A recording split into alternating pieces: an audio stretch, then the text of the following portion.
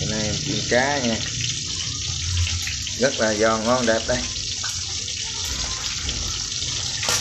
Cá liên hồng chiên. Hôm nay em làm món cá chiên rau muống xào tỏi. Đây rau muống này chuẩn bị chiên cá xong là xào đó. Nó một ngày làm vất vả sẽ làm một món ăn đạm bạc.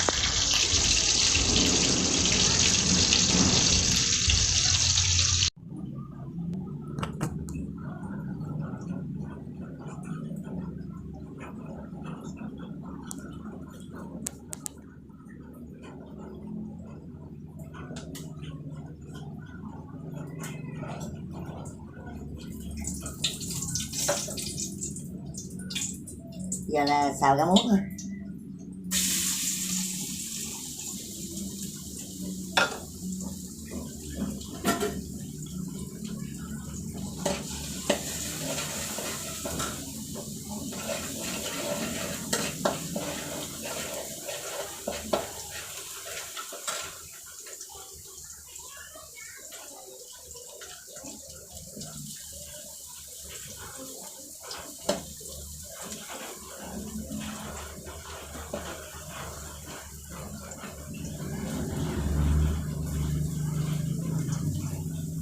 Rồi, cho rau vào thôi. Xong rồi cho rau vào nha.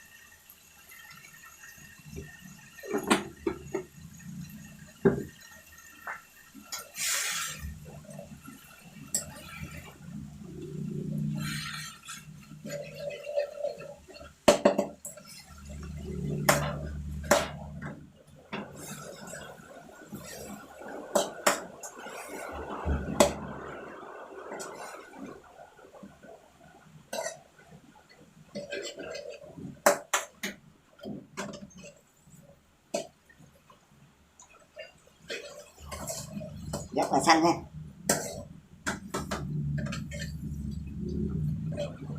Rau muống xanh phải để lửa cao lên, chảo cho nóng.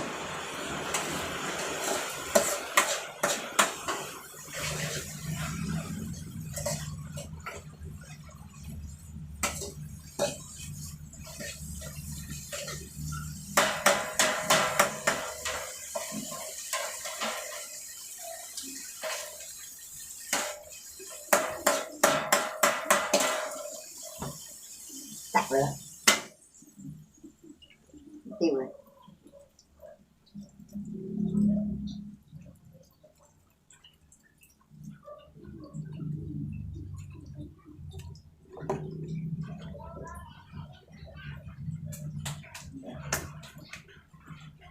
Xong món.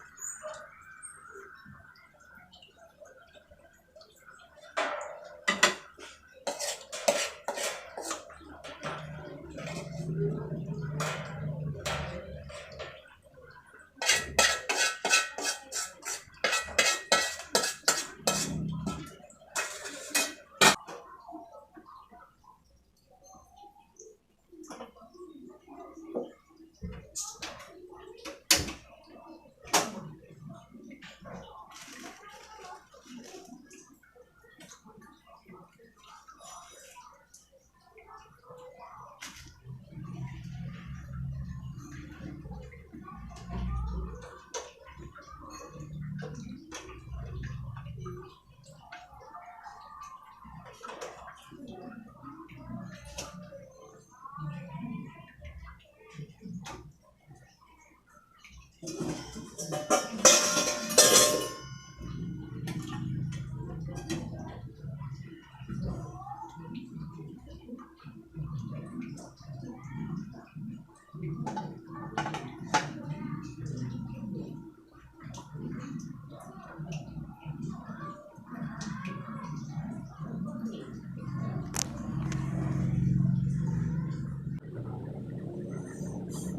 nay mình ăn món hột vịt lộn với ốc chả siêu cay nha.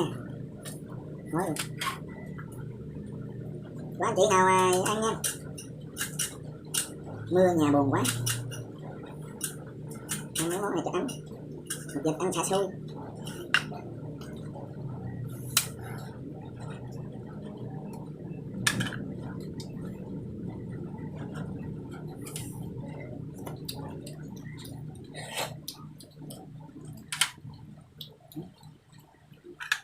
Nước ốc ngon. Đây là cái thịt lợn.